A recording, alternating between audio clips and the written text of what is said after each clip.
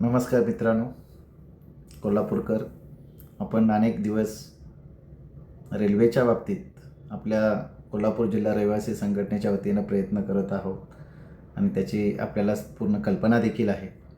पहिल्यांदाच कोल्हापूर जिल्ह्यामध्ये कोल्हापूर वैभववाडी असेल किंवा सावंतवाडी चंदगड बेळगाव असेल किंवा कोल्हापूर आजरा गडिंग्लज चंदगड रेल्वे यासाठी आपण सतत पाठपुरावा वेगवेगळ्या पद्धतीने लेखी करत आहोत. आपल्याला 4 दिवसापूर्वीच आठवत असेल की आपले आदरणीय पंतप्रधान मोदी साहेब यांनी देशाला उद्देशून सांगितलं की पेट्रोल डिझेल याचा वापर कमी करा आणि जास्तीत जास्त परकीय चलन वाचवण्याचा सर्वांनी प्रयत्न करा.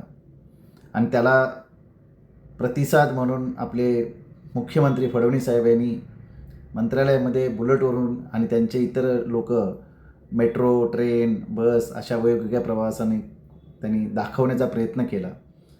खरोखर मित्रांनो, मला एक सांगा की जर आपल्याला पेट्रोल डिझेल वाचवायचं आहे तर आज आपण मुंबई पुण्यासारख्या ठिकाणाहून कोल्हापूर, सातारा, सांगली ठिकाणी प्रत्येक जण खाजगी वाहन ट्रॅव्हल्सनी असेल, कारनी असेल, बाईकने असेल आणि इतर माध्यमातून आपण प्रवास करतो.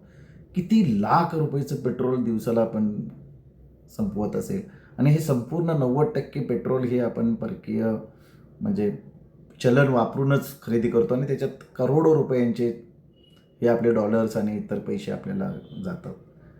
तर हे आपल्या जर वाचवायचंच असेल, मुख्यमंत्री पंतप्रधानांना जर खरोखर आपलं परकीय चलन वाचवायचं असेल तर आमची ही जी मागणी आहे पॅरलल, जर तुम्ही मुंबई, कोल्हापूर, पुणे हायवे मार्गे जर रेल्वे गेली असती तर किती करोडो रुपयाचे चलन भारताचं वाचलं असतं. काय आम्हाला हाऊस थोडी आहे टोल भरून किंवा खाजगी गाडी ड्रायव्हर्स बोलवून जाण्याची.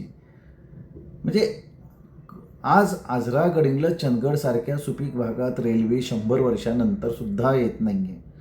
आपल्या आदरणीय सगळेच राजकीय आहेत, आदरणीय आहेत, ते एवढे जनतेसाठी राबतात की त्यांच्या घरामध्ये सुद्धा एक वेळ खाण्याची अवघड परिस्थिती निर्माण झाली आहे.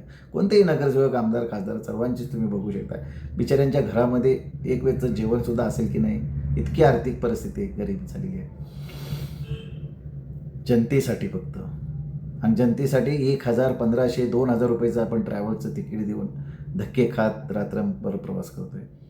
जर हाच रेल्वे मार्ग आला असता तर आपले किती 200-250 रुपयात आपण गावी आपल्या सुखकर परिवारासोबत पोचलो असतो आणि आपलं करोडोचं चलनसुद्धा ह्या परकीय तेलमध्ये जे आपण वेस्ट करतोय डिझेल पेट्रोलमध्ये ते वाचले असते. तर माझी सर्वांना विनंती आहे, तुम्ही पब्लिकच आता जागे व्हा आणि हे रेल्वेसाठी प्रयत्न करा. परकीय चलन वाचवणं बरोबर आहे, वाचलंच पाहिजे आणि आमचं तुमचं सर्वांचंच कर्तव्य आहे. पण त्यासाठी तुम्ही दुसरी सुविधा तयार करून द्यावी.